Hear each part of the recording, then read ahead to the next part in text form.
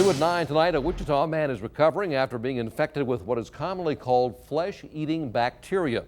Doctors don't know where it comes from or how to cure it. Sia New Yorker joins us from the newsroom with more. Sia? Yes, Roger, Monty Rush is walking again after losing his leg to what doctors call a flesh-eating bacteria.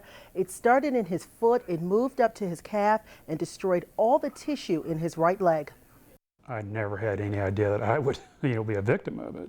Monty Rush says this all started when he stepped on a nail in his garage. A week later, the pain in his foot sent him to the hospital where he found it was much more than just a sore. They said that I might lose a single toe, but they, said that everything else would be okay. But when they got in there, about 10 minutes later, the doctor came out and told my wife that, well, we'll have to take the foot off. Then about 10 minutes later, he came out and said we had to remove about half of his calf. Rush says doctors diagnosed him with necrotizing fasciitis, more commonly known as flesh-eating bacteria. When they open up the actual wound or whatever they're looking at, it's like a black piece of Pac-Man, and it just eats all the flesh, the skin, everything there.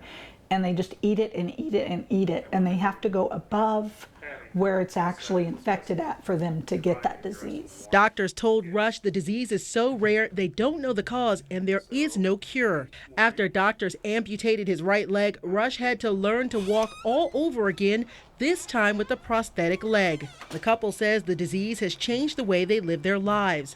Rush still works full-time and does chores around the house, but now he has to drive with his left leg. There is a small little pedal that fits right onto the accelerator. It took some getting used to. Ran over the curb once, but again, it's like everything else. The more you do it, the more it becomes just a habit. It really feels like my own leg.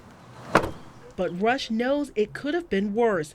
Doctors told him he's lucky to be alive. I don't feel, honestly, that I'm that special, and this is just a small bump in the road. Monty Rush tells me he's very careful about his body these days because he doesn't want to get another infection. The Rushes are hosting a block party next Saturday that's free and open to the public. You can log on to our website, kwch.com, for more details.